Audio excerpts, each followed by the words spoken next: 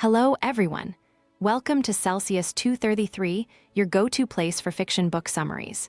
Today, we will immerse ourselves in The Sign of Four by Arthur Conan Doyle. The Sign of the Four is a novel by Sir Arthur Conan Doyle, featuring his famous detective Sherlock Holmes.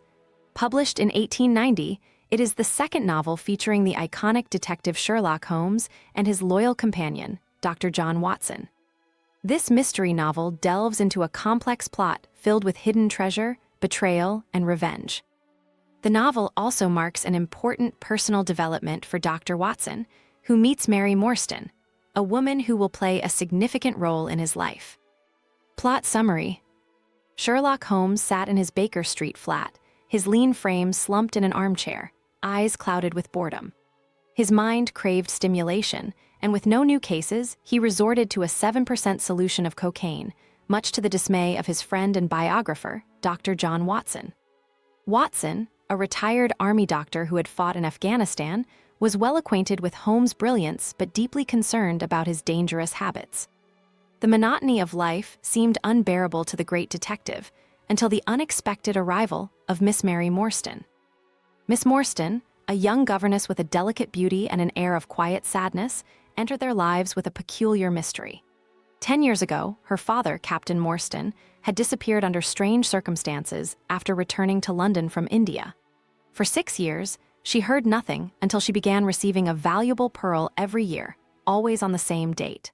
Along with these mysterious gifts, she received a letter asking her to meet the sender and bring 2 companions.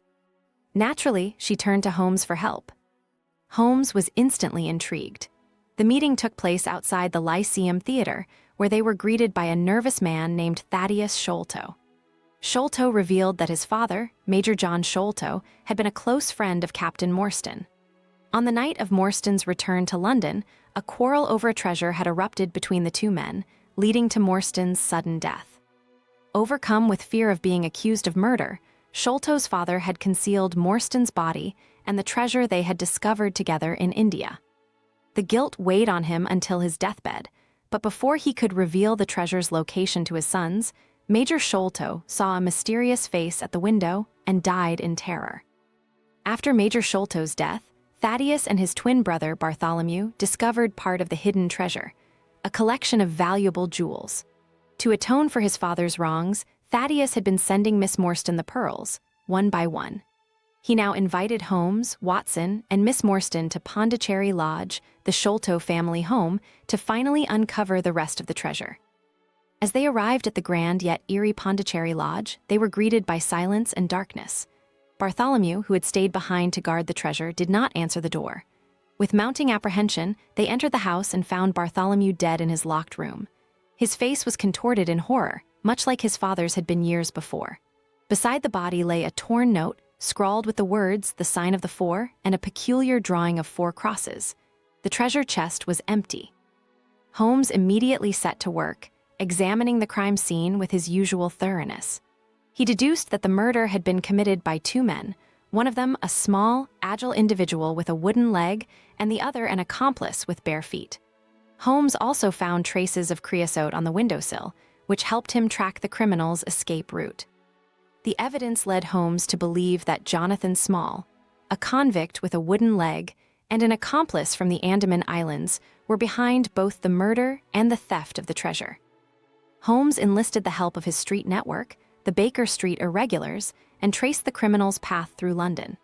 His investigation revealed that Jonathan Small had been one of 4 convicts who had discovered the treasure while imprisoned in the Andaman Islands. They had struck a deal with 2 British officers, including Captain Morstan and Major Sholto, to share the treasure upon their escape. However, greed had intervened, and the treasure never reached the convicts, who felt cheated. Jonathan Small, driven by revenge, had pursued the treasure across continents, determined to reclaim what he believed was rightfully his.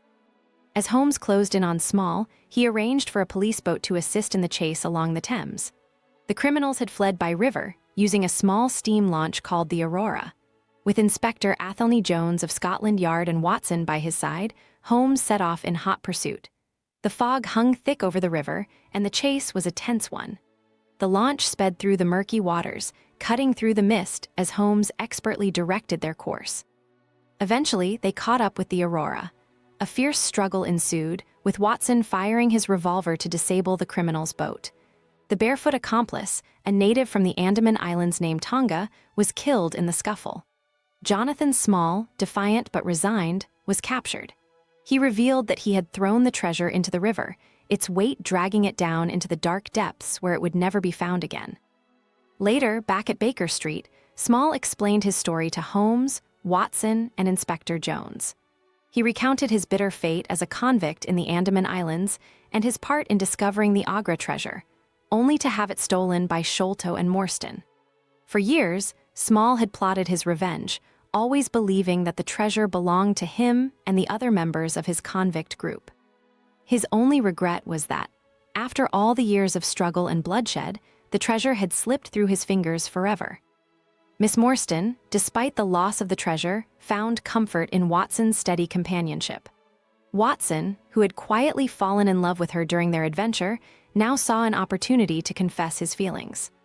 Unencumbered by the weight of wealth or fortune, the two were free to pursue a simple, honest future together. As for Holmes, he remained unchanged, immune to the personal dramas that unfolded around him. His mind, now sharp and invigorated by the thrill of the chase, was already eager for the next puzzle. The treasure was gone, but for Holmes, the true reward had always been the intellectual challenge, the thrill of unraveling the mystery piece by piece.